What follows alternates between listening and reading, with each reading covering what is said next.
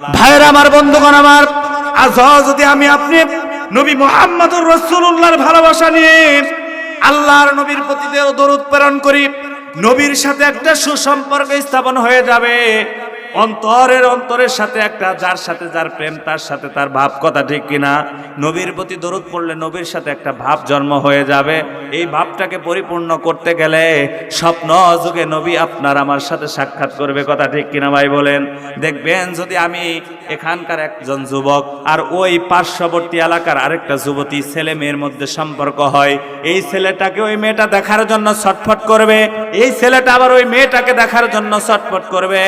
ছেলেটা মেয়ের বাড়ির আশেপাশে ঘোরাঘুরি করবে, আবার মেয়েটা তার ছেলের বাসার আশেপাশে ঘোরাফেরা করবে, কারণ তার মনের ভিতরে একটা ভাব জন্মেছে। সেটা হলো মেয়ে ভাববে ছেলেটাকে দেখলে ভালো লাগবে, আর ছেলেটা ভাববে তার গার্লফ্রেন্ডটাকে দেখলে ভালো লাগবে। এই যে একটা ভাব তৈরি হয়েছে, এই একটা ভালোবাসার স্থাপন, সম্পর্কের স্থাপন তৈরি হয়েছে। আল্লাহর নবীর প্রতিও যদি দরুদ পড়েন, নবী মুহাম্মদুর রাসূলুল্লাহ ওই রোজা থেকে বান্দার সাথে সাক্ষাৎ করার জন্য একটা ভাব তৈরি হয়ে যাবে। আর এই বান্দার নবীর সাথে সাক্ষাৎ করার জন্য একটা ভাব মহান আল্লাহ তাআলা সৃষ্টি করে দিবে, বলি না সুবহানাল্লাহ। নবীর প্রতি ভালোবাসা নিয়ে আল্লাহর কোন বান্দা বান্দি যদি প্রত্যেক দিন দরুদ পড়ে 101 বার করে প্রত্যেক নামাজের পর সাল্লাল্লাহু আলাইহি ওয়াসাল্লাম, আমার সাথে সাথে সকলে বলেন সাল্লাল্লাহু আলাইহি ওয়াসাল্লাম, এই ছোট্ট একটা দরুদ পড়ো রে বাবা, আল্লাহর নবী স্বপ্ন যুগে মৃত্যুর আগে হলেও আমার আপনার সাথে সাক্ষাৎ হবে। আর নবীর এই দরুদ পড়ার কারণে ওই নবী মুহাম্মদ রাসূলুল্লাহর রোজা জিয়ারত করার তৌফিক আল্লাহ দান করে দিবে, বলি সুবহানাল্লাহ। এই যে আমি রমজানে যাচ্ছি, টাকা পয়সা দুনিয়াতে অনেক ভাবে ব্যয় হয়ে যায়, অনেক ভাবে হয় না, থাকে না। আজকে যদি আমি 20,000 টাকা পাই, এই 20,000 টাকা দেখবেন 20 দিনে শেষ হয়ে যায়, বা অনেকের এক সপ্তাহে শেষ হয় না, খরচ হয়ে যায়। টাকা পয়সা ধন সম্পদ দুনিয়াতে থাকে না। নবীর ভালোবাসা নিয়ে দরুদ পড়েন, নবী মুহাম্মদ রাসূলুল্লাহ রোজা জিয়ারত করার তৌফিক মহান আল্লাহ দান করবে, বলি সুবহানাল্লাহ। অনেকে রিস্কা চালায়, তবুও নবী মুহাম্মদ রাসূলুল্লাহর রোজা জিয়ারত করার তৌফিক হয়, হজ করার তৌফিক হয়। আবার অনেকের 5 তলা 10 তলা বাড়ি গাড়ি আছে, কিন্তু নবীর রোজা জিয়ারত করার মতো কি হয় না, তৌফিক হয় না। কথা ভুল বলছি নাকি সঠিক বলছি বলেন, উচ্চ আওয়াজে বলেন, ভুল নাকি সঠিক? সঠিক। রিস্কাওয়ালা যদি নবীর রোজা জিয়ারত করতে পারে, আমি আপনি ধন দৌলত থাকা সত্ত্বে কেন পারবো না? একটু ইচ্ছা পোষণ করেন, একটু নবীর প্রতি ভালোবাসা স্থাপন করেন, তাহলে দেখবেন নবী মুহাম্মদ রাসূলুল্লাহর রোজা দেখতে পারবেন। আল্লাহ আমাদের সকলকে তৌফিক দান করুক, সকলে বলেন আমিন। তাহলে 1 নম্বরে আল্লাহর ইবাদত, কার ইবাদত? 2 নম্বরে হলো বেশি বেশি ইস্তেগফার পাঠ করব। কি করব বলেন? ইস্তেগফার এবং নবীর প্রতি বেশি বেশি দরুদ প্রেরণ করব। রাজি আছেন ইনশাআল্লাহ? তাহলে দরুদ প্রেরণ করলে কি ফজিলত সংক্ষিপ্ত আকারে বললাম, মনে থাকবে তো ইনশাআল্লাহ? যে ব্যক্তি আল্লাহ নবী মুহাম্মদ রাসূলুল্লাহ বলেছে যে প্রত্যেকদিন দরুদ পড়বে, সরাসরি আল্লাহ তাআলার আরশ থেকে, আল্লাহ পাক রব্বুল আলামিনের পক্ষ থেকে, আরশ থেকে রহমত ওই বান্দার মাথার উপরে নাজিল হতে থাকবে, বলি সুবহানাল্লাহ। ফজর নামাজ পড়িয়া যদি কোনো ভাই বন্ধু আল্লাহর কোন বান্দা বান্দি 101 বার ফজর নামাজ পড়ে, 101 বার দরুদ পড়ে, ওই বান্দা যদি ফজর নামাজ পড়ে মসজিদে বসে 101 বার সাল্লাল্লাহু আলাইহি ওয়াসাল্লাম এই দরুদটা পাঠ করিয়া যদি কাজে কর্মে ব্যবসা বাণিজ্যের ভিতরে ঢুকে যায়, ওই সকাল থেকে সন্ধ্যা পর্যন্ত তার কাজে কর্মে, ব্যবসা বাণিজ্যের ভিতরে, বিজনেসের ভিতরে, কর্মে ক্ষেত্রের ভিতরে মহান আল্লাহ তাআলা রহম বরকত ধারা বেষ্টন করিয়া দিবে, বলি সুবহানাল্লাহ। শুধু তাই নয় ভাইরা আমার, বন্ধুগণ আমার, যারা দরুদ প্রত্যেকদিন আল্লাহর নবীর প্রতি পড়বে, মহান আল্লাহ পাক রব্বুল আলামিন তাদের জিম্মায় নিয়ে নিবে। যারা নবীর প্রতি দরুদ পড়বে তাদেরকে আল্লাহ তাআলা কঠিন রোগ থেকে শিফা দান করবে। যারা নবীর প্রতি ভালোবাসা দেখিয়ে দরুদ পড়বে, আল্লাহ পাক রব্বুল আলামিন আমাকে আপনাকে দুনিয়ার সমস্ত প্রকারের কঠিন জটিল সবচাইতে ভয়ানক অ্যাক্সিডেন্ট থেকে মহান আল্লাহ হেফাজত করবে, বলি সুবহানাল্লাহ। তাহলে দরুদ পড়তে রাজি আছেন ইনশাআল্লাহ? রাজি আছি না? তারপরে ইস্তেগফার পাঠ করব। কি করব? ইস্তেগফারের কি ফজিলত শুনবেন তো ইনশাআল্লাহ? শুনবেন না? খারাপ লাগতেছে আলোচনা? খারাপ লাগতেছে? ইস্তেগফার পড়বেন না কেন ভাইরা আমার, বন্ধুগণ আমার? এই 2টা চোখে অসংখ্য গণিত আল্লাহর বান্দাকে দেখেছি। নিজের চক্ষুকে তো আর অবিশ্বাস করার মতো নয়, কারো কাছে শুনি নাই ভাই বন্ধুগণ আমার। যেহেতু দেশের আনাচে কোনাচে প্রোগ্রাম করি, অনেক সময় প্রাইভেট কার নিয়ে চলে যায়, অনেক সময় দেখা যায় প্রাইভেট কার চলে না, সিএনজি নিয়ে চলতে হয়, চিপাগুলির ভিতরে যাইতে হয়। ভাইয়ের আমার বন্ধুগণ আমার, এই পরশুতে এই ঈশ্বরগঞ্জে মাহফিল করতে গিয়েছিলাম। এমন একজন সিএনজি ওয়ালা ড্রাইভারের সাথে আমি বসেছি। সিএনজি ড্রাইভারের গালের ভিতরে নবীর সুন্নত দাড়ি রেখে দিয়েছে। সিএনজি ড্রাইভারওয়ালা সাথে বসেছি, সে গাড়ি চালাইতেছি, আর সেকেন্ডে সেকেন্ডে মিনিটে মিনিটে আল্লাহর প্রতি ইস্তেগফার পাঠ করতেছে। বলি না সুবহানাল্লাহ। এই দৃশ্যটা প্রায় 18 কিলোমিটার ওই ড্রাইভারের সাথে আমি গাড়িতে বসা ছিলাম। 18 কিলোমিটার গাড়ি চালিয়েছে আর আল্লাহর প্রতি এরকম ভাবে ইস্তেগফার পাঠ করেছে, আস্তাগফিরুল্লাহ আস্তাগফিরুল্লাহ মনে মনে পড়তেছে, আমার কান পর্যন্ত আওয়াজ আসতেছে। আমি বলি এই লোকটা এত ভালো কেমনে হইলো? ওই মনে মনে চিন্তা করলাম, যদি তার ভাড়া হয় 50 টাকা, আমি তাকে ভাড়া আরো 50 টাকা খুশি হয়ে বেশি দিয়ে দিব। বলি সুবহানাল্লাহ। ভাইকে আমি জিজ্ঞাসা করলাম, ও ভাই, আপনি তো একটা সুন্দর আমল করেন, আপনি গাড়ি চালান আর ইস্তেগফার পাঠ করেন, কারণ ইস্তেগফার যারা বেশি বেশি পাঠ করবে মহান আল্লাহ পাক রব্বুল আলামিন তাদেরকে রিজিকের ভিতরে আল্লাহ বরকত দান করে দিবে। বলি সুবহানাল্লাহ। ওই ড্রাইভার বলতেছি, ও হুজুর, আমি বড় বড় আলেমের জবান থেকে শুনেছি, যারা প্রত্যেক দিন সব সময় যখন পাবে তখনই যারা ইস্তেগফার পাঠ করবে, আস্তাগফিরুল্লাহ আস্তাগফিরুল্লাহ পড়বে, আমার আল্লাহ পাক রব্বুল আলামিন তাদের রিজিকে বরকত দিবে। হুজুর, এই আমলটা আমি যেদিন থেকে শুরু করেছি, আমি রিজিকের পিছনে দৌড়াই না, বরং আমি ধীরে ধীরে স্বাভাবিকভাবে গাড়ি চালাই। অন্যান্য ড্রাইভার যারা এরকম ভাবে খামি দামি করে টাকা উপার্জন করার জন্য সারা রাত সারা দিন পরিশ্রম করে গাড়ি নিয়ে দৌড়ায়, তারা যে টাকা রাত দিনে পরিশ্রম করে ইনকাম করে, আমি 12টা 10টা পর্যন্ত ইনকাম করে আমি হিসাব করে দেখি ওই সমান পরিমাণ আল্লাহ আমার টাকার ভিতরে বরকত দিয়েছে। বলি সুবহানাল্লাহ। বরকত কিভাবে? ওই গাড়ি যে চালাইছে, যাত্রী বেশি হচ্ছে, ভাড়া বেশি হচ্ছে। কেন? আল্লাহ বলছে যারা ইস্তেগফার পাঠ করবে আল্লাহ তাদের রিজিকে বরকত দিবে, তাদের কামাই রোজগারে বরকত দিবে। ওই বান্দা বলতেছে, ওই ভাইটা বলতেছে যে যেদিন থেকে ইস্তেগফার করি সেদিন থেকে আমার কামাই রোজগারে আল্লাহ বরকত দেয়। আমি সিএনজি চালাই, আগে ইনকাম করতাম হুজুর 1000 বা 1200, এখন ইনকাম করি 1700 1500। বলি না সুবহানাল্লাহ। তাহলে আল্লাহর পাওয়ার আছে নাকি নাই বলেন? ভাইরা আমার, বন্ধুগণ আমার, ইস্তেগফার পাঠ করবেন।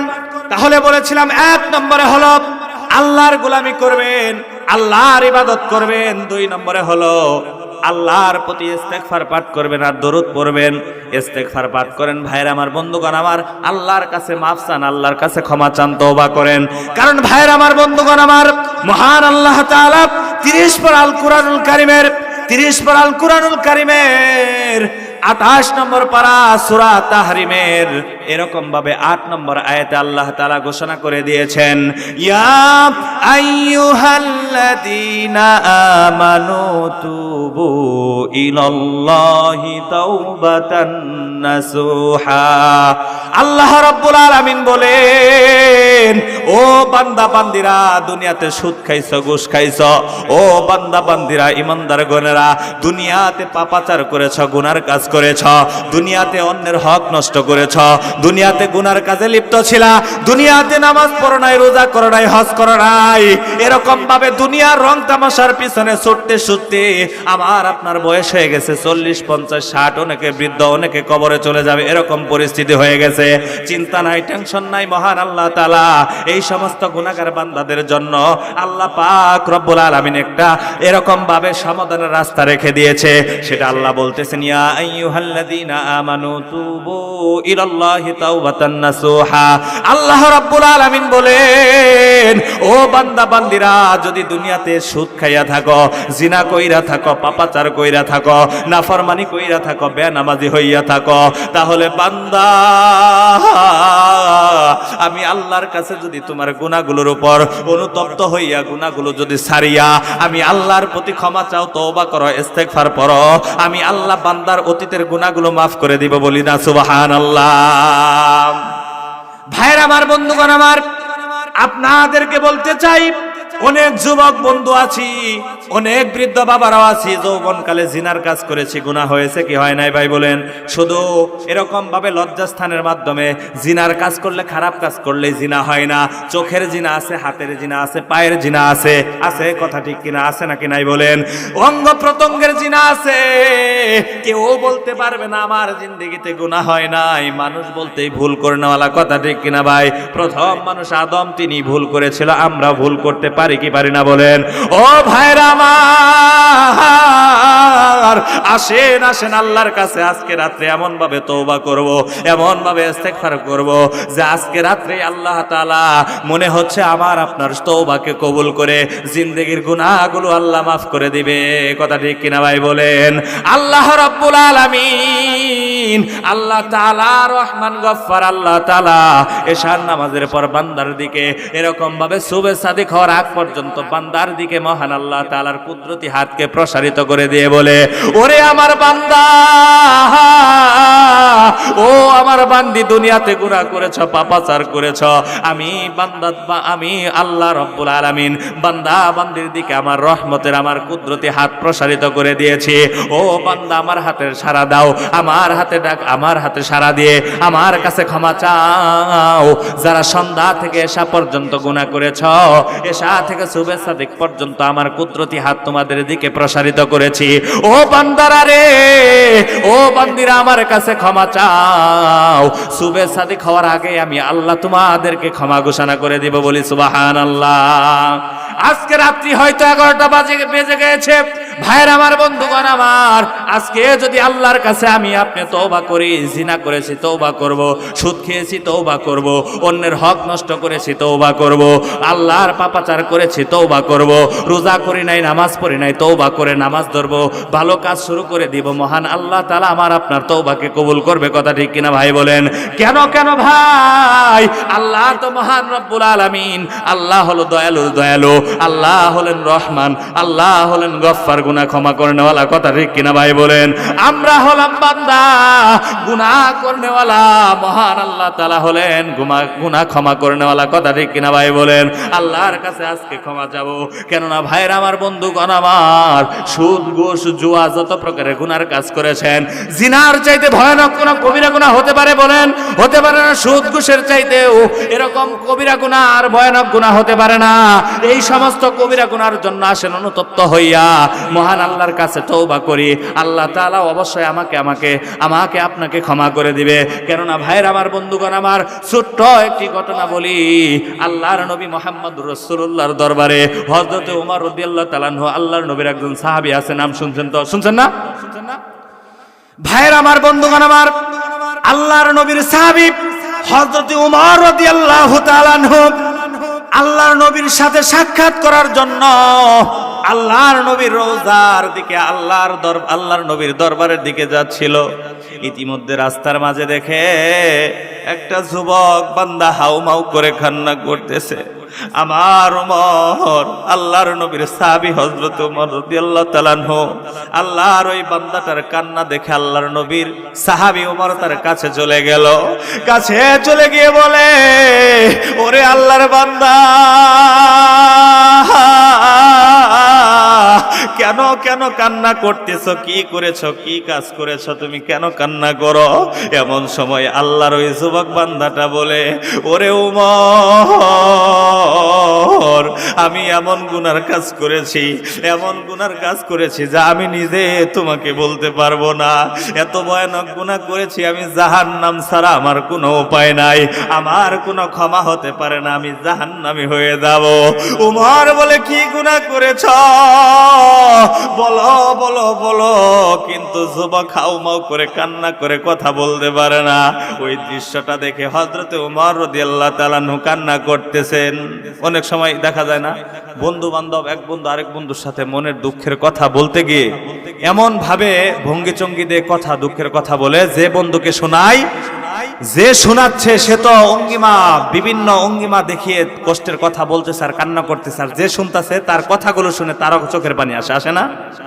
তো আল্লাহর নবী ওমর, আল্লাহর নবীর সাহাবী হযরত ওমর রাদিয়াল্লাহু তাআলা আনহু ওই যুবকের কথাগুলো, কান্নার দৃশ্যটা দেখে ওমর নিজেকে নিয়ন্ত্রণ করতে পারতেছে না।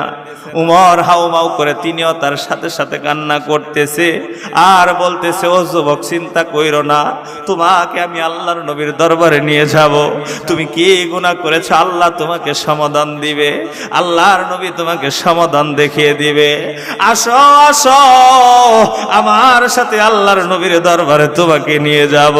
আল্লাহর নবীর দরবারে নিয়ে গিয়ে উমর রাদিয়াল্লাহু তাআলা আনহু নবী মুহাম্মদ রাসূলুল্লাহকে বলতেছে, ইয়া রাসূলুল্লাহ, ইয়া হাবিবাল্লাহ, আপনার দরবারে আমি এমন একজন আল্লাহর বান্দাকে নিয়ে আসছি, আপনার সাহাবীকে নিয়ে আসছি। একজন যুবক কি গুনাহ করেছে আমাকে বলে না, কান্না করতেছে রে ভাইরা, বন্ধুগণ আমার। কি গুনাহ করেছে নবী? আমি উমরকে বলে নাই, আপনার দরবারে নিয়ে আসছি যাতে করে আপনি প্রশ্ন করবেন কি গুনাহ করেছে, হয়তো আপনাকে নবী বলবে। নবী মুহাম্মদ রাসূলুল্লাহ বলতেছে,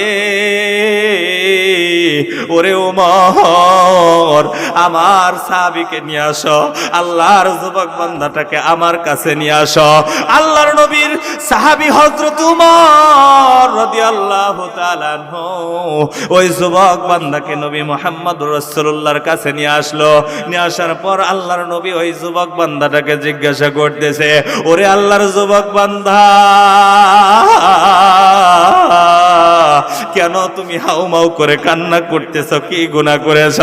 কি গুনাহ করেছ বলো, বলো বলো বলো বলো।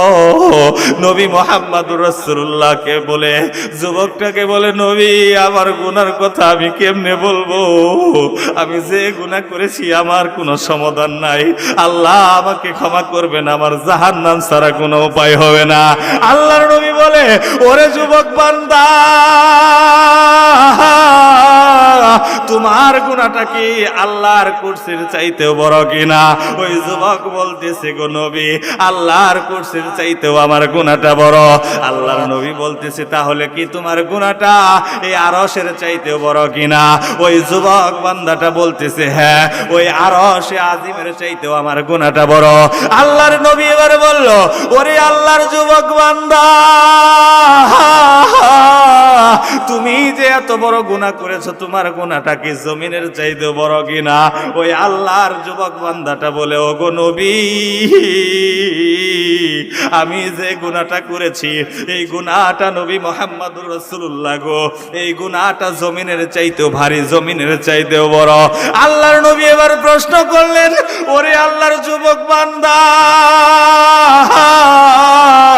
তোমার গুনাহটা কি? তোমার গুনাহটা কি তাহলে তুমি কি আল্লাহর সাথে শিরক করেছো কিনা? আল্লাহর সাথে কাউকে শরীক করেছো কিনা? ওই যুবক বলে, নবী, আমি আল্লাহর সাথে কাউকে শিরক করি নাই, শরীক করি নাই। এবার নবী মুহাম্মদুর রাসূলুল্লাহ বলে, ওরে আল্লাহর যুবক বান্দা,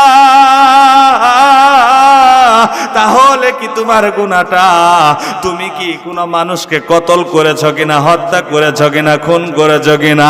এবার নবী মুহাম্মদুর রাসূলুল্লাহ নবী মুহাম্মদুর রাসূলুল্লাহকে বলতেছে, ওগো নবী, আমি কাউকে কতল করি নাই, আমি কাউকে হত্যা করি নাই, আমি কাউকে মারি নাই। এবার নবী মুহাম্মদুর রাসূলুল্লাহ বলে, তাহলে তুমি কি গুনাহ করেছো একটু বলো। আল্লাহর নবীর কাছে যুবকটা বলতেছে, ওগো নবী শুনেন, তাহলে আমি কেমন গুনাহ করেছি? আমি এমন গুনাহ করেছি গো নবী,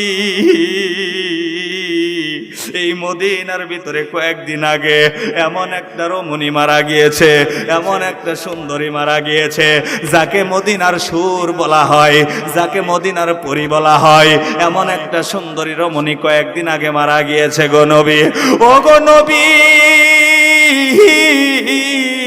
আমার একটা পেশা আছে গো নবী, যদি কেউ মৃত্যুবরণ করে ওই নতুন নতুন কবরগুলোকে খনন করিয়া ওই কবরের ভিতর থেকে কাফনের কাপড়টা চুরি করিয়া লইয়া আমি আমার সংসার চালাই গো নবী। এই কাজটা করি। এই মদিনায় কয়েকদিন আগে একটা রমণী মারা গিয়েছে, সুন্দরী রমণী, তার কবর থেকে আমি কাফনের কাপড় চুরি করেছি। আল্লাহর নবী মুহাম্মদুর রাসূলুল্লাহ বলে, ওরে আল্লাহর যুবক বান্দা, তাহলে তো এটা গুনাহ বেশি ভয়ানক নয়? তুমি তাহলে এত হাউমাউ করে কান্না কেন করতেছ? এমন সময় যুবক বলতেছে নবীকে, ওগো নবী, আমার কথাটা আমি শেষ করতে পারি নাই। ওগো নবী, আমার কথা আমি শেষ করি নাই, এতটুকুই ক্ষান্ত নয়। আমি কি কাজ করেছি আরেকটু কথা শুনেন, তাহলেই বুঝবেন। এটা তো আপনার চোখে স্বাভাবিক, কিন্তু সামনের কথাগুলো শুনলে দেখবেন আমি কেমন ভয়ানক গুনাহ করেছি। আল্লাহর নবী বললেন, বলো বলো বলো, কি গুনাহ করেছো রে যুবক, কি গুনাহ করেছো বলো। বলতেছে, হুজুর, কাফন চুরি করা আমার পেশা। এই মদিনার ভিতরে সুন্দর রমণী নারী মারা গিয়েছে, এই সুন্দরী মহিলাটার কবর খনন করিয়া যখন আমি কাফনের কাপড় চুরি করিয়া যখন আমি তার দেহ থেকে কাফনের কাপড়টা খুললাম, ওগো নবী, তার চেহারাটাই এত সুন্দর, এত সুন্দর। ওই রমণী সুন্দরী নারীটাকে দেখে নিজেকে আর নিয়ন্ত্রণ করতে পারলাম না। বলি না নাউজুবিল্লাহ? বলি। ওগো নবী মুহাম্মদুর রাসূলুল্লাহ, নিজেকে নিয়ন্ত্রণ করতে পারি নাই। কারণ যাকে মদিনার সুর বলা হতো, মদিনার পরী বলা হতো, মদিনার সুন্দরী নারী বলা হতো, তার কবরের ভিতরে তাকে শোয়ানো ছিল। তার শরীর থেকে কাফনের কাপড়টা আমি যখন এইভাবে খুললাম, খোলার সাথে সাথেই তার চেহারাটা দেখে শয়তান বারবার মনের ভিতরে কুমন্ত্রণা, এরকম ওয়াসওয়াসা দিতে লাগলো, ওরে আল্লাহর বান্দা, এত সুন্দর একটা রমণী মহিলাকে তুই কবরে শোয়াইয়া কেমনে যাবি? তার চেহারাটা দেখতে খুব সুন্দর, তার সাথে একটু জিনা করে নে, নিজেকে এরকম ভাবে শান্তি অনুভূতি নিতে পারবি, তার সাথে জিনা করলে তোর ভালো লাগবে। এত সুন্দর রমণীকে ছেড়ে তুই যাইতে পারবি না। শয়তান বারবার তার দিলের ভিতরে এরকম ভাবে ওয়াসওয়াসা দিতে লাগছে। এই দিক দিয়ে শয়তানের ওয়াসওয়াসাকে আল্লাহর বান্দাটা প্রাবন্ধে এরকম ভাবে প্রাধান্য দিয়া ওই শয়তানের ওয়াসওয়াসায় ধোঁকায় পড়িয়া ওই রমণীর সাথে সে জিনার কাজে লিপ্ত হইয়া গেল। ওই কবরে শোয়ানো মহিলার সাথে জিনা কমপ্লিট করার পর কবরে তাকে রেখে যখন যুবকটা তার বাড়ির দিকে যাচ্ছিল, ওই কবরে রাখা মহিলাটার ওই কবর থেকে মনে হয় আওয়াজ যাচ্ছিল, ওই যুবকের কানে আওয়াজ পৌঁছছিল, যুবকে শুনতেছে, ওই কবরের মহিলাটা বলতেছে, ওরে যুবক, হাজার হাজার কবরবাসীদের মধ্য থেকে আমার দেহটাকে নাপাক বানাইলি। ওরে যুবক, আমার সাথে জিনা করিয়া আমার দেহটাকে নাপাক করিলি। কাল কিয়ামতের ময়দানে যখন আল্লাহ তাআলার সম্মুখে দাঁড়াতে হবে, অসংখ্য অগণিত বান্দা বান্দির সম্মুখে যখন দাঁড়াতে হবে, তখন তো আমি নাপাক অবস্থাতে উঠব, নাপাক অবস্থাতে উঠতে হবে। ওরে যুবক, আমার সাথে জিনায় লিপ্ত হইলি, তোর কি জাহান্নামের কথা মনে হয় না? তোর কি জাহান্নামের আগুনের কথা মনে হয় না? আল্লাহর আসামির কাঠগড়ায় দাঁড়াতে হবে, এটা কি মনে হয় না? এই আওয়াজ যখন কাফনসুর এর কান পর্যন্ত পৌঁছেছে, সাথে সাথেই তার দিলের ভিতরে আল্লাহর ভয় ঢুকে পড়েছে। বলি না রে সুবহানাল্লাহ? আল্লাহর ভয় ভীতি ঢুকে গেল, যে যার সাথে জিনা করলাম মনে হয় সেই আমাকে এই কথাগুলো বলতেছে। এই কথাগুলো শুনে তার দিলের ভিতরে কম্পন সৃষ্টি হয়ে গেল, আল্লাহর ভয় ঢুকে গেল। দেখেন তওবা কেমন হয়, তওবার কারণে আল্লাহ গুনাহগারকেও ক্ষমা করে। যুবক কান্না করতেছে আর বলতেছে, আয় রব্বুল আলামিন, একটা যুবতী নারীর সাথে জিনায় লিপ্ত হওয়ার কারণে আমার কবর জাহান্নামের গর্ত হয়ে যাবে। কাল কিয়ামতের ময়দানে আসামির কাঠগড়ায় দাঁড়াতে হবে, আল্লাহ জাহান্নামের আগুনে পুড়তে হবে। আমি জাহান্নামের আগুন বরদাস্ত করতে পারবো না। আয় আল্লাহ, জাহান্নামের আগুনে আমি জ্বালতে পারবো না, আমার ক্ষমতা নাই গো মাওলা। আয় আল্লাহ, আমি গুনাহগার, তুমি গফফার। আয় আল্লাহ, আমি গুনাহগার, তুমি গফফার। আয় আল্লাহ, আমি গুনাহ করনেওয়ালা, তুমি ক্ষমা করনেওয়ালা। ওগো আল্লাহ, আমাকে ক্ষমা করে দাও, ক্ষমা করে দাও, এই বলে কান্না শুরু করে দিয়েছে। এইভাবে উমর রাদিয়াল্লাহু তাআলা আনহু এই দৃশ্য দেখিয়া যুবকটাকে আল্লাহর নবীর দরবারে নিয়েছে। আর আল্লাহর নবী এই কথাগুলো শুনে আল্লাহর নবীর সাথে সাথে বলতেছে, তুমি তো বড় সাংঘাতিক গুনাহ করে ফেলেছ, তুমি তো বড় ভয়ানক গুনাহ করে ফেলেছ, তোমার গুনাহটা বড় সাংঘাতিক হয়ে গিয়েছে। এই কথা যখন যুবক এরকম ভাবে নবীর জবান থেকে শুনেছে, সাথে সাথে যুবক আর নবী মুহাম্মদুর রাসূলুল্লাহর সম্মুখে থাকে নাই, সাথে সাথে দৌড় দিয়ে দ্রুত গতিতে পাহাড়ের দিকে দৌড়াতে শুরু করে দিয়েছে। বলি না সুবহানাল্লাহ। কেন জানেন? যখন দেখবেন অনেক সময় বাবা মা কিন্তু সন্তানকে শাসন করে না আপনাদের অঞ্চলে সন্তান ভুল করলে, একবার দুইবার তিনবার ভুল করলে বাবা মা অসহ্য হয়ে সন্তানকে কিন্তু মারতেও চায়। ধরে না অনেক সময়, কলার ধরে না মা, ধরে কেন অনেক সময় লাঠিতে বাড়ি দেয় আর বলে জ্বালায় ফালাইলি সন্তান, জ্বালায় ফালাইলি। যখন মার সাথে কোনো বেদবি করার কারণে বা কোনো অন্যায় করার কারণে সন্তানকে যখন মা শাসন করবে আর বারবার একটা অন্যায় যখন সন্তান করবে, তখন সন্তানকে যখন বাবা মা ধরে বলবে সন্তান তোর জ্বালায় আর থাকতে পারলাম না। যখন এইভাবে ক্রোধ নিয়ে রাগ নিয়ে মা যখন সন্তানকে বকতে থাকে, তখন সন্তানের করণীয় কি জানেন? মা বাবার সামনে না থাকা, সাথে সাথে দৌড় দিয়ে কোথাও পলায়ন করা, না হয় বাবা মার আড়ালে থাকা, বাবা মার কাছে না থাকা। কারণ বাবা মা যতক্ষণ ওই দুষ্ট প্রকৃতির ছেলেকে দেখবে, মেয়েকে দেখবে, ততক্ষণ রাগ বাড়তে থাকবে। কথা ঠিক কিনা ভাই বলেন? আর এই রাগ গুসা অবস্থাতে যদি বাবা মা কোনো সন্তানকে বদদোয়া করে, সাথে সাথে মহান আল্লাহ তাআলার দরবারে কবুল হয়ে যাবে। বলি না সুবহানাল্লাহ। বদদোয়া যদি করে কবুল হয়ে যাবে কার দরবারে? আল্লাহর দরবারে। সেজন্য সন্তানের করণীয় হলো, বাবা মা যখন শাসন করবে বেশি রাগান্বিত হয়ে যাবে, সন্তান বাবা মার আড়ালে যেন চলে যায়।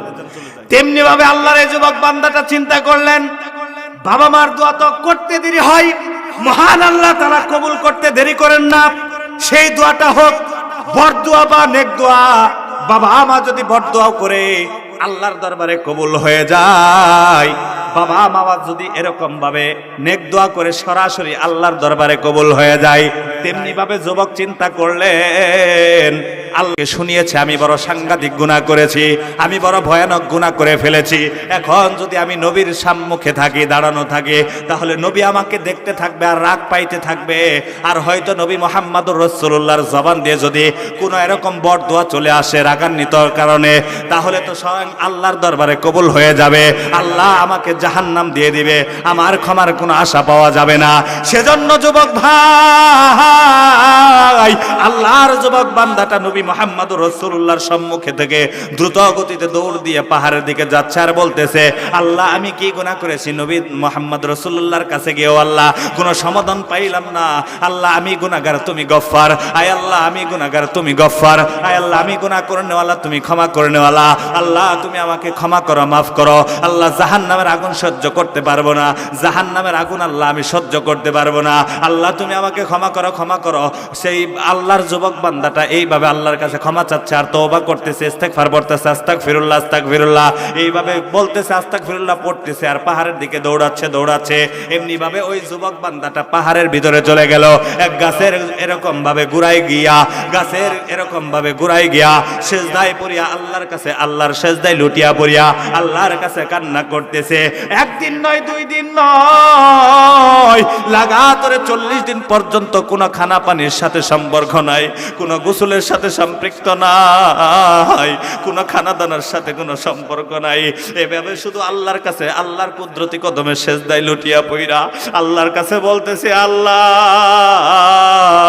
নবীর কাছে গিয়েও কোনো সমাধান পাইলাম না, আল্লাহ হয়তো আমাকে তুমি ক্ষমা করবা না।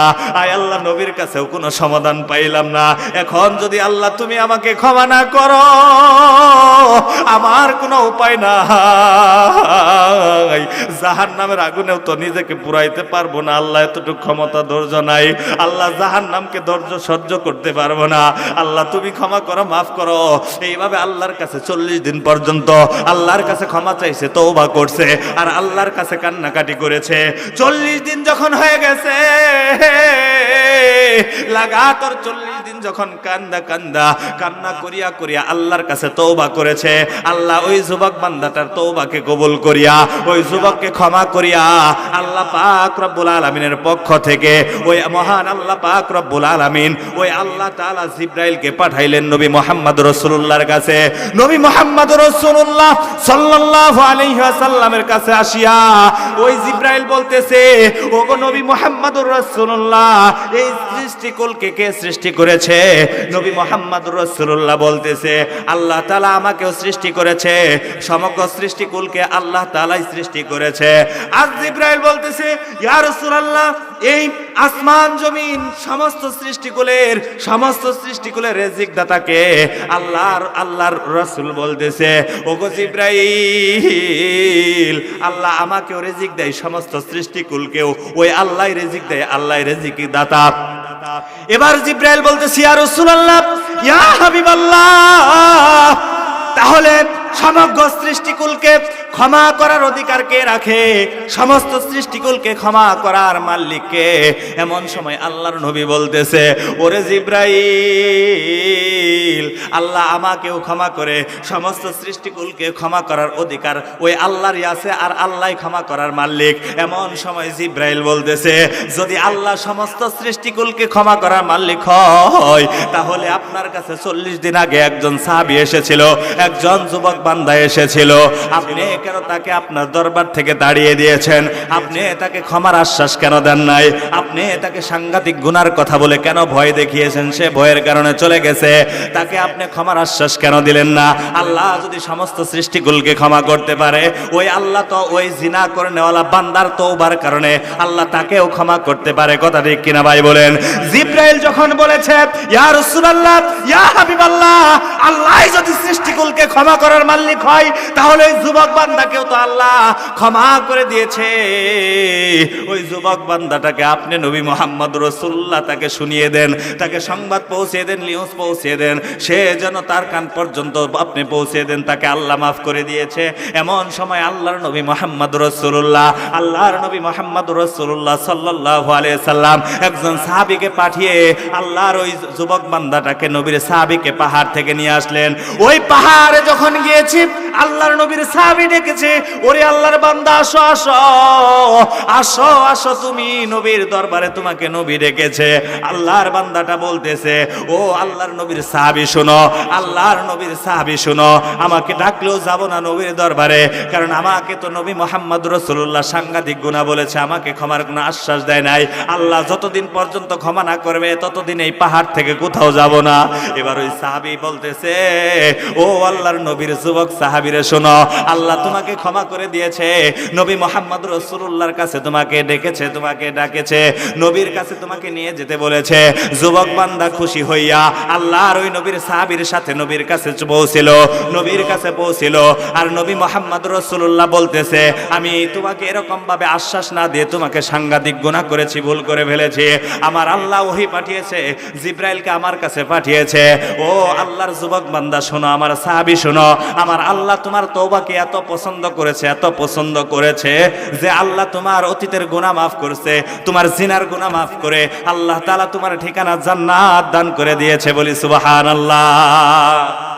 এই যুবক যদি জিনা করে আল্লাহর কাছে তওবা করার কারণে ক্ষমা পায়, তাহলে আমি আপনিও যদি জিনার কারণে, সুদ ঘুষের কারণে যদি আল্লাহর কাছে ক্ষমা প্রার্থনা চাই, আল্লাহর কাছে যদি তওবা করি, ইস্তেগফার করি, আল্লাহর কসম করে বলতে পারি, আন্তরিকতার সাথে তওবায়ে নাসুহা যদি পাঠ করতে পারি, খোদার কসম করে বলতে পারি, আল্লাহ তাআলা আমাদের অতীতের গুনাহ মাফ করবে। কথা ঠিক কিনা ভাই বলেন? ঠিক কিনা বলেন? কারণ আল্লাহ তাআলা 30 পারা আল কুরআনুল কারীমের ভিতরে আল্লাহ তাআলা প্রতিশ্রুতি দিয়েছেন। আল্লাহ তাআলা বলেন, ইয়া আইয়ুহাল্লাযীনা আমানু তুবু ইলাল্লাহি তাওবাতান নাসুহা।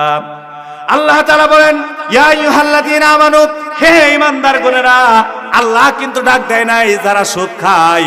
আল্লাহ তো এইভাবে ডাক দিতে পারতো, হে সুদখোরেরা, হে এরকম ভাবে বেঈমানেরা, হে কাফেরেরা, হে মুশরিকেরা। আল্লাহ কিন্তু যারা ঈমান এনেছে তাদেরকে এইভাবে ডাকে নাই। যারা সুদ খাইছে তাদেরকে বলে না হে সুদখোরেরা, যারা জিনা করেছে তাদেরকে বলে না হে জিনাখোরেরা, যারা এরকম ভাবে মদ খাইছে তাদেরকে বলে না হে মদখাওরেরা, হে মদখোরেরা। আল্লাহ এইভাবে ডাক দেয় না, আল্লাহ দয়া মায়া করে, মহাব্বত কইরা, ভালোবাসা মহান আল্লাহ তাআলা ডাক দিছে, ইয়া আইয়ুহাল্লাযীনা আমানু, হে ঈমানদারগণেরা, হে ঈমানদারগণেরা, যারা সুদ খাইছে তাদেরকেও আল্লাহ ডাকছে, যারা মদ খাইছে তাদেরকেও আল্লাহ হে ইমানদারেরাই বলছে, যারা এরকম জিনা করছে আল্লাহ তাদেরকেও হে ইয়া আইয়ুহাল্লাযীনা বলে ডেকেছে, ইয়া আইয়ুহাল্লাযীনা আমানু বলে ডেকেছে। কথা ঠিক কিনা ভাই? আল্লাহ দয়া মায়া করে ডেকে বলেছে, ও বান্দা বান্দিরা, তোমরা যদি তওবায়ে নাসুহা করে আমার কাছে ক্ষমা চাও, আমি আল্লাহ তোমাদের জিন্দেগির গুনাহগুলো মাফ করব। শুধু গুনাহ মাফ করব না, যারা এরকম ভাবে জিনা করেছে আল্লাহর কাছে আজকে তওবা করো, খালিস দিলে তওবায়ে নাসুহা করো, আন্তরিকতার সাথে তওবা করো, গুনার উপর অনুতপ্ত হইয়া ওই গুনাহ আর জীবনে করব না এরকম দৃঢ় অঙ্গীকার লইয়া আল্লাহর কাছে যদি আজকে তওবা করতে পারো, আল্লাহ আমাকে আপনাকে ক্ষমা করবে। কথা ঠিক কিনা ভাই বলেন? শুধু ক্ষমা করবে না, মহান আল্লাহ তাআলা বলতেছে বান্দাকে ক্ষমা করে বান্দার ঠিকানা জান্নাত দিব। আর যে সমস্ত বান্দারা আজকে যারা তওবা করবে, এই সমস্ত খালিস দিলে তওবায়ে নাসুহা যারা করবে, আল্লাহ তাআলা তাদেরকে এই দুনিয়ার জমিনে 5টি পুরস্কার দান করবে। কয়টি ভাই বলেন? 5টি পুরস্কার দান করবে। আলোচনা বেশি লম্বা করব না। ও যুবক ভাইরা, ও আমার বৃদ্ধ বাবারা, পর্দার আড়ালে মা বোনেরা, কথাগুলো গভীর মনোযোগে শ্রবণ করো। এদিকে সেদিকে যারা আছো সামনে আইসা বসো। আলোচনা শেষ করে আখিরি মুনাজাত কইরা আমি চলে যাইব ময়মনসিংহে, আর রমজানে যাব নবী মুহাম্মদ রাসূলুল্লাহ রওজা জিয়ারত করতে। তোমাদের জন্য মন খুলে প্রাণ খুলে দোয়া করব। যারা অসুস্থ অবস্থায় আছো আল্লাহর কাছে আজকে দোয়া করো। খোদার কসম করে বলতে পারি আগামী 3 দিনের মধ্যে আল্লাহ আমাকে আপনাকে সুস্থতা দান করবে। পেরেশানে যারা আছে আল্লাহর কাছে দোয়া করো, আল্লাহ পেরেশান থেকে মুক্তি করবে। বলতেছিলাম ভাইরা আমার, বন্ধুগণ আমার, যারা তওবায়ে নাসুহা করবে তাদেরকে দুনিয়াতে মহান আল্লাহ তাআলা কয়টি পুরস্কার দান করবে বলেন? কয়টি বলেন? 5টি পুরস্কার দান করবে। তোর মধ্যে থেকে 1 নম্বর হলো যারা তওবা করবে, যারা ইস্তেগফার করবে, যারা তওবা করবে, তওবায়ে নাসুহা। তো আল্লাহ তাআলা বলেন যারা তওবা করবে 1 নম্বর পুরস্কার হলো আত-তাইবু হাবিবুল্লাহ। 1 নম্বরে যারা তওবা করবে তাদেরকে আল্লাহ তাআলা তাদেরকে বন্ধু বানাইবে। কি বানাবে বলেন?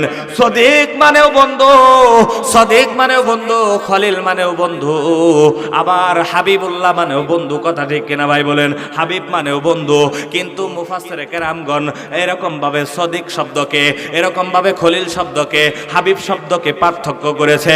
খলিল মানেও বন্ধু, সদিক মানেও বন্ধু, এরকম ভাবে ভাইরা আমার, বন্ধুগণ আমার, হাবিব মানেও বন্ধু রে ভাই।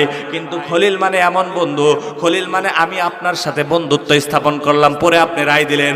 আবার এরকম ভাবে সদিক মানেও বন্ধু, আমি আপনার সাথে বন্ধুত্ব করলাম, আপনি আমাকে রায় দিলেন। কিন্তু হাবিব মানে এমন বন্ধু যে মহান আল্লাহ তাআলা আমার আপনার সাথে বন্ধুত্ব করলো। খলিলুল্লাহ ইব্রাহিমকে বলা হয় খলিলুল্লাহ। খলিলুল্লাহ আল্লাহর সাথে বন্ধুত্ব স্থাপন করেছে, কিন্তু আল্লাহ খলিলের সাথে বন্ধুত্ব করে নাই। এটা হলো খলিলুল্লাহ আল্লাহর সাথে সম্পর্কের অফার করেছে, আল্লাহর সাথে বন্ধুত্বের প্রস্তাব করেছে। আল্লাহ তাকে এরকম ভাবে আল্লাহ তাআলা খলিলুল্লাহকে এরকম ভাবে কি করেছে? প্রপোজ, আল্লাহ ওই প্রপোজকে কি করেছে? গ্রহণ করেছে। তেমনি ভাবে হাবিবুল্লাহ নবী মুহাম্মদ রাসূলুল্লাহকে বলা হয় নবী মুহাম্মদ রাসূলুল্লাহ কিন্তু আল্লাহকে কি করে নাই? বন্ধুত্বের অফার দেয় নাই। স্বয়ং আল্লাহ তাআলা নবী মুহাম্মদ রাসূলুল্লাহকে বন্ধুত্বের অফার দিয়েছে। কথা ঠিক কিনা ভাই বলেন? সেজন্য বলা হয়েছে আত-তাইবু হাবিবুল্লাহ। যারা তওবা করবে তারা আল্লাহর বন্ধু হয়ে যাবে। কার বন্ধু বলেন? আল্লাহর বন্ধু হয়ে যাবে। ও ভাইরা আমার, বন্ধুগণ আমার, কবরের আযাব থেকে যদি বাঁচতে চাও 2টি আমল করবা। কয়টি আমল? 1 নম্বরে হলো আল্লাহর গোলামি করবা, 2 নম্বরে ইস্তেগফার পড়বা, আর নবী মুহাম্মদ রাসূলুল্লাহ সাল্লাল্লাহু আলাইহি সাল্লামের প্রতি দরুদ পড়বা। ইস্তেগফার পড়লে কি হয় জানেন ভাইরা আমার? ইস্তেগফার পড়লে 5টি পুরস্কার পাওয়া যায়। তার মধ্যে থেকে 1 নম্বর পুরস্কার হলো আল্লাহ তাআলার সাথে বন্ধুত্ব করা যায়। আল্লাহ তাআলা যারা তওবা করবে, তওবাকারীর সাথে আল্লাহ তাআলা বন্ধুত্ব স্থাপন করবে। আর ভাইরা প্রত্যেকদিন যারা তওবা করবে আর দরুদ পড়বে, আল্লাহর নবী মুহাম্মদ রাসূলুল্লাহ বলেছে তাদের মৃত্যুর যন্ত্রণা হবে না। বলি না সুবহানাল্লাহ, বলি না সুবহানাল্লাহ। মৃত্যুর যন্ত্রণা হবে না। মৃত্যুর সময় কিন্তু অনেক কষ্ট হয়। মৃত্যুর সময় আল্লাহর নবী হাদিস শরীফের ভিতরে বলেছে যাদের মৃত্যুর সময় কেমন কষ্ট হবে। জীবিত ছাগলকে, বকরিকে যদি এরকম ভাবে চামড়া চুলানো হয়, ওই ছাগলের কত কষ্ট হবে। জবাই না করে কষ্ট হবে না? জবাই না করে যদি ছাগলের চামড়া চুলানো হয়, ওই ছাগলের যে কষ্ট হবে তার চাইতে তেগুণ লক্ষ গুণ বেশি কষ্ট হবে যার মৃত্যু হবে। মৃত্যুর যন্ত্রণাটা এই জন্য আল্লাহ নবী বলেছে, যারা বেশি বেশি মৃত্যুর কথাকে স্মরণ করবে, বেশি বেশি মৃত্যুর কথাকে স্মরণ করে আল্লাহর প্রতি ইস্তেগফার করবে, মহান আল্লাহ পাক রব্বুল আলামিন তাদের মৃত্যুর যন্ত্রণা থেকে, মৃত্যুর কষ্ট থেকে আল্লাহ তাদেরকে হেফাজত করবে, বলি না সুবহানাল্লাহ। তাহলে তওবা করনেওয়ালাদের কয়টি পুরস্কার দেবে? 5টি পুরস্কার। 1 নম্বরে হলো যারা তওবা করবে তারা আল্লাহর বন্ধু হয়ে যাবে। 2 নম্বরে যারা তওবা করবে তাদের সমস্ত গুনাহগুলো এরকম ভাবে ক্লিন হয়ে যাবে, আল্লাহ তাআলা ক্লিন করে দিবে, পরিষ্কার করে দিবে, কোনো গুনাহ থাকবে না। আমলনামার ভিতরে কোনো সুদ, ঘুষ, জিনা, চুরি, ব্যভিচার, কোনো খারাপ কাজের গুনাহ থাকবে না। আল্লাহ তাআলা তওবা করনেওয়ালার সমস্ত গুনাহগুলো ক্লিন করে দিবে, পরিষ্কার করে দিবে, বলি না সুবহানাল্লাহ। 3 নম্বরে পুরস্কার হলো যারা তওবা করবে, ইস্তেগফার বেশি বেশি আল্লাহর দরবারে পাঠ করবে।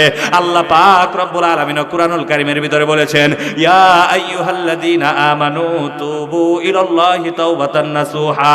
যারা তওবায়ে নাসুহা করবে তাদের জন্য আল্লাহ তাআলা 3 নম্বর পুরস্কার দিবে।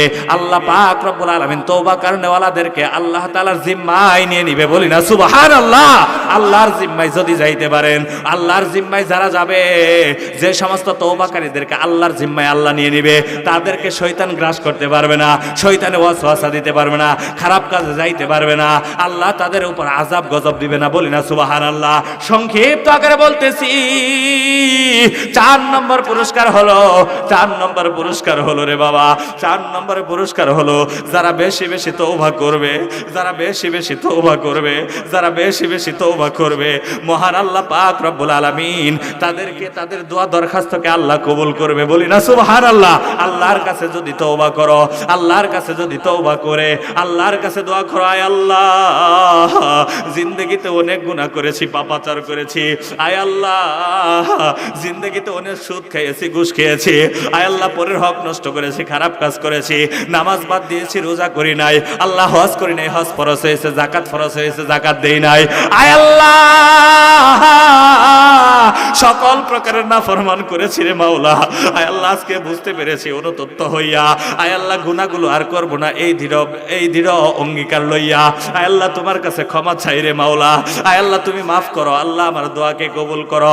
সাথে সাথেই বান্দারকে মাফ করিয়া বান্দার মনের সমস্ত জায়েজি নেক মাকসাদগুলো মহান আল্লাহ জাল্লা জালালহু কবুল করে নেবে, বলি না সুবহানাল্লাহ। 5 নম্বরে পুরস্কার হলো যারা বেশি বেশি বেশি বেশি তওবা করবে, যারা বেশি বেশি তওবা করবে, আমার আল্লাহ পাক রব্বুল আলামিন তাদেরকে এরকম ভাবে মৃত্যুর সময় আল্লাহ পাক রব্বুল আলামিন তাদেরকে কষ্ট দিবেন না। মৃত্যুর সময় তাদেরকে আল্লাহ পাক রব্বুল আলামিন জান্নাতের নিয়ামতগুলো দেখাইয়া তাদের মৃত্যু হবে, বলি না সুবহানাল্লাহ। তাহলে 5 নম্বর পুরস্কার হলো যারা দুনিয়াতে থাকা অবস্থায় নিজেদের গুনাহগুলোর উপর অনুতপ্ত হইয়া দৃঢ় বিশ্বাস, দৃঢ় এরকম অঙ্গীকার লইয়া যারা বলবে আল্লাহ জীবনে আর গুনাহ করব না, এই অঙ্গীকার লইয়া গুনার উপর অনুতপ্ত হইয়া যারা তওবা করবে, আল্লাহ তাদেরকে 5 নম্বর পুরস্কার কি দিবে বলেন? 5 নম্বর পুরস্কার হলো যখন আপনার আমার রূহ থেকে এই দেহ থেকে রূহটাকে বাহির করা হবে, তখন আমাকে আপনাকে আল্লাহ পাক রব্বুল আলামিন ওই জান্নাত থেকে ফেরেশতা, রহমতের ফেরেশতা পাঠাবে। আল্লাহ তাআলা জান্নাত থেকে রহমতের ফেরেশতা পাঠাবে আর ফেরেশতাদেরকে বলবে, রে ও আমার জান্নাতের ফেরেশতারা, ও আমার রহমতের ফেরেশতারা, এই আমার বান্দাটা আমার প্রতি অনুতপ্ত, গুনার প্রতি অনুতপ্ত হইয়া আমার কাছে তওবা করছে, আমার কাছে ক্ষমা চাইছে, ওরে বান্দা, ওরে আমার ফেরেশতা, যাও যাও যাও, এই তওবা করনেওয়ালা বান্দার মৃত্যু হবে এখন, তার সম্মুখে গিয়া জান্নাতের দৃশ্যগুলো লইয়া তার এরকম সম্মুখে তুলে ধরো, যেমনি ভাবে আমরা টিভির মধ্যে ছবি দেখি কি দেখি না ভাই বলেন, দেখি কি দেখি না? যদি সিসি ক্যামেরার মাধ্যমে এই যে ওয়াজ ভিডিও হচ্ছে সারা বাংলাদেশ দেখবে, এই ওয়াজ যদি ভিডিও করে সারা বাংলাদেশ দেখানোর মতো এরকম পরিস্থিতি করতে পারে, এরকম আকল যদি মানুষের হতে পারে, এই ওয়াজটাকে যদি ভিডিও করার মতো আকল হতে পারে, তাহলে ওই আল্লাহ তাআলা আমাকে আপনাকে সৃষ্টি করছে, ওই আল্লাহ তাআলা তাহলে জান্নাতের দৃশ্যগুলো ওই মৃত ব্যক্তির সম্মুখে তুলে ধরতে পারবে কি পারবে না ভাই বলেন? পারবে কি পারবে না? আল্লাহর এতটুকু ক্ষমতা আছে কিনা? নাই। আল্লাহ তাআলা তো মানুষকে জয়ীফ করে, দুর্বল করে সৃষ্টি করেছে, তবুও মানুষদের দেখেন কত জ্ঞান, কত বিজ্ঞান, এরকম ভাবে মানুষ কত ভাবে কত কিছু আবিষ্কার করতেছে, কথা ঠিক কিনা ভাই বলেন? তাহলে ওই আল্লাহ তাআলা জান্নাতের দৃশ্য দৃশ্যগুলো ফেরেশতার মাধ্যমে ওই মৃত ব্যক্তি যার মৃত্যু হবে, মৃত্যু সজ্জায় আছে, তার দেহে তার সম্মুখে তুলে ধরার ক্ষমতা আমার আল্লাহর আছে নাকি নাই বলেন? আছে নাকি নাই বলেন? আছে নাকি নাই? আছে। ওই আল্লাহ বলবে, ও আমার রহমতের ফেরেশতারা, বান্দাটার মৃত্যু হইয়া যাবে, বান্দাটা আমার কাছে অনুতপ্ত হইয়া গুনার জন্য ক্ষমা চাইয়া তওবা করিয়া সে আজকে এখন তার মৃত্যু হতে যাচ্ছে। ওরে আমার ফেরেশতা, যাও যাও যাও, জান্নাতের দৃশ্যগুলো তাকে দেখাইতে থাকো। আর সে জান্নাতের দৃশ্যগুলো দেখবে, তার মৃত্যুর সময় কষ্ট হবে না, সে এরকম ভাবে পাগল হইয়া যাবে, ওই জান্নাতের দৃশ্য দেখে জান্নাতে যাওয়ার জন্য পাগল হয়ে যাবে। তখন সে বলবে, ও মালাকুল মউত, আমার রূহটাকে কেন বাহির করো না? ও গো আল্লাহ গো, আমার দেহ থেকে কেন রূহটাকে বাহির করতেছ না? কারণ আমার দেরি আর কুলাচ্ছে না, জান্নাতের ভিতরে প্রবেশ করতে আমার বড় মন চাচ্ছে। ও গো আল্লাহ, আমার রূহটাকে বাহির করো, বাহির করো। পাগল হয়ে যাবে, পাগল হইয়া যাবে। আল্লাহ বলবে, বান্দা চিন্তা কইরো না, টেনশন কইরো না, মৃত্যুর কষ্ট হবে না। তোমার যে সময়ে মৃত্যু অবধারিত করেছে ওই সময় মৃত্যু হবে, একটু ধৈর্য ধারণ করো। ওই এরকম ভাবে দেখবেন মৃত্যুর সময় কিছু বান্দা বান্দিরা এরকম ভাবে এমন ভাবে মৃত্যুবরণ করে তাদের চেহারাটা দেখলে ভালো লাগে। আর মৃত্যুর সময় কালিমা পড়তে পারে, মৃত্যুর সময় অনেক কথা স্বাভাবিকভাবে বইলা মৃত্যুবরণ করে, এরকম বান্দা আছে না? এই বান্দাগুলো জান্নাতে যাবে। আবার অনেক সময় বান্দা দেখবেন মৃত্যুর আগ মুহূর্তে একদিকে অপলক দৃষ্টিতে তাকিয়ে থাকে, হা করে থাকে। অনেক সময় বউকে আম্মা ডাকে, অনেক সময় বাবাকে ভাই ডাকে, অনেক সময় বোনকে ভাবি ডাকে, এরকম উল্টাপাল্টা কথা বলে না। বুঝতে হবে তাদের জাহান্নামী মৃত্যু হচ্ছে। ওই মালাকুল মউতকে দেখে, আজরাইলকে দেখে তার এরকম ভাবে দুনিয়ার ধ্যান ধারণা নাই। সে মালাকুল মউতকে দেখেছে, মালাকুল মউতের পাটা জমিনে আর মাথাটা আসমানে, আর প্রশস্ততা এত, দক্ষিণ থেকে এরকম ভাবে উত্তর পর্যন্ত এত বড় প্রশস্ত। এই চেহারাটা দেখা, জাহান্নামের দৃশ্যগুলো দেখা ওই ব্যক্তির সেন্স ঠিক থাকতে পারে না। অনেক সময় মাকে বোন ডাকে, আবার বউকে আম্মা ওডাইকে ভালা উলট পালট বলতে থাকে। এই মৃত্যুগুলো হলো জাহান্নামী মৃত্যু, তাকে জাহান্নামের দৃশ্য দেখানো হয়। আর পার এরকম ভাবে আঙ্গুলি থেকে আঙ্গুলি, এরকম ভাবে আঙ্গুলির ভিতরে হামার দিয়ে এরকম ভাবে পিটাইয়া পিটাইয়া তার দেহটাকে উপর দিকে তুলে। দেখবেন অনেক মৃত ব্যক্তি উল্টা পাল্টা বলে অপলক দৃষ্টিতে আসমানের দিকে তাকায় থাকে, ভয় পায় থাকে, এরকম ভাবে চোখ উল্টাই দিয়ে থাকে, জবান হা করে থাকে। আবার দেখবেন অনেকের মৃত্যুর সময় পা নড়ে না, হাত নড়ে না, এরকম হয় না। এমন ভাবে পা নড়ে না, মনে হয় ওই ব্যক্তির এরকম শ্বাস চলতেছে কিন্তু পা নড়ে না। পা যদি করাত দিয়ে কাটেন বা কোনো কিছু দিয়ে কাটেন, ওই পা তার অনুভব করতে পারে না, দুঃখ ব্যথা অনুভব করতে পারে না। বুঝবেন তার জাহান্নামী মৃত্যু হচ্ছে। কারণ তার জাহান্নামী মৃত্যু হচ্ছে ওই পায়ের বুড়ালি আঙ্গুল থেকে হামারি দিয়ে পিটাইতে পিটাইতে মালাকুল মউত তার রূহটাকে এরকম ভাবে উপরের দিকে তুলতেছে। পায়ের ভিতরে একটা করে বাড়ি দিচ্ছে, রূহটা উপর দিকে আসতেছে, পলায়ন করতেছে। আবার এরকম এখানে বাড়াচ্ছে, এই নিচ দিকে অবশ্যই উপর দিকে রূহটা পলাচ্ছে। এইভাবে বাড়ি দিতে দিতে দিতে উপর দিকে রূহটা চলে আসে, আর নিচে এরকম ভাবে অজ্ঞান হয়ে যায়। এখানে কোনো তার সেন্স থাকে না। এরকম ভাবে রূহটা হয়তো চোখ দিয়ে বাহির হয়, না হয় নাক দিয়ে বাহির হয়, না হয় জবান দিয়ে বাহির হয়, না হয় কান দিয়ে বাহির হয়। যে কোনো এমন একটা জায়গা দিয়ে যেখান দিয়ে বাহির হয়। যদি জবান দিয়ে বাহির হয় হা করে থাকে, চোখ দিয়ে বাহির হইলে চোখ এরকম ভাবে অপলক দৃষ্টিতে তাকায়। এগুলো হলো জাহান্নামী মৃত্যু, কষ্টদায়ক মৃত্যু। এই কষ্টদায়ক মৃত্যু থেকে যারা বাঁচতে চায়, জাহান্নামী মৃত্যু থেকে যারা বাঁচতে চায়, তাদের জন্য করণীয় হলো ভাই, যুবক বাবারা, বৃদ্ধ বাবারা, তোমাদেরকে বলে যায় আল্লাহর কাছে তওবা কইরা ক্ষমা চাও। আল্লাহ এই মৃত্যুর কষ্ট থেকে হেফাজত করবে, আল্লাহ এই মৃত্যুর সময় জান্নাতি মৃত্যু দান করবে। আর যখন আপনি আল্লাহর কাছে বেশি বেশি তওবা করবেন, 5 নম্বর পুরস্কার আল্লাহ দিবে। জান্নাতি ফেরেশতারা আইসা জান্নাতের দৃশ্য দেখাবে। এই দৃশ্য দেখলে আপনি অপলক হয়ে যাবেন, কেন তাড়াতাড়ি রূহটা বাহির হচ্ছে না। আপনি খুশিতে এরকম ভাবে ভাই বোন স্বামী স্ত্রীদেরকে বলবেন, ও আমার ভাই, ও আমার বাবা, ও আমার প্রাণের স্বামী, ও আমার প্রাণের বিবি, শুনো, আমি হয়তো বাঁচবো না, মরে যাব। তোমাকে এটা নসিহত করলাম, তুমি নামাজ পড়ো, ভালো হয়ে থাইকো। অমুকে আমার কাছে ঋণ পাবে, এটা দিয়ে দিও। এইভাবে ওসিয়ত নসিহত কইরা কালিমা পড়তে পড়তে মৃত্যু হয় কি হয় না ভাই বলেন? মৃত্যু হয় না? এই মৃত্যুটা হইল জান্নাতি মৃত্যু। এটা হলো তওবা খালিস, তওবা করনেওয়ালার মৃত্যু। সেজন্য আমার যুবক ভাইদেরকে বলবো, বৃদ্ধ বাবাদেরকে বলবো, আজকে আসেন আন্তরিকতার সাথে তওবা করি। বেশি আলোচনা করব না, সময় সংক্ষিপ্ত, আলোচনা শেষ করে দেব। দোয়া করিয়া দিব, সভাপতি সাহেব আসেন, দোয়া করিয়া দিব। বলতেছিলাম ভাইরা আমার, বন্ধুগণ আমার, আজকে আসেন তাহলে আমরা তওবায়ে নাসুহা করি, আল্লাহর কাছে তওবা করি, আল্লাহর কাছে কাছে তওবা করি আর জীবনে নামাজ ছাড়বো না, আল্লাহর কাছে তওবা করি আর জীবনে জিনা করব না, আল্লাহর কাছে তওবা করি আর জীবনে খারাপ কাজ করব না, আল্লাহর কাছে তওবা করি আর কোনোদিন ভাই হয়ে ভাইয়ের সম্পদ ঠকাবো না, আর কোনোদিন আসেন তওবা করি এরকম প্রতিবেশীর হক নষ্ট করব না, আল্লাহর কাছে তওবা করি আর কোনদিন বাবা মাকে কষ্ট দিব না। আল্লাহর কাছে যদি আজকে অনুতপ্ত হইয়া তওবা করতে পারেন, আল্লাহ আমাকে আপনাকে মাফ করে দিবে, বলি না সুবহানাল্লাহ। রাজি আছেন ইনশাআল্লাহ? তাহলে তওবা করলে কয়টি পুরস্কার দিবে?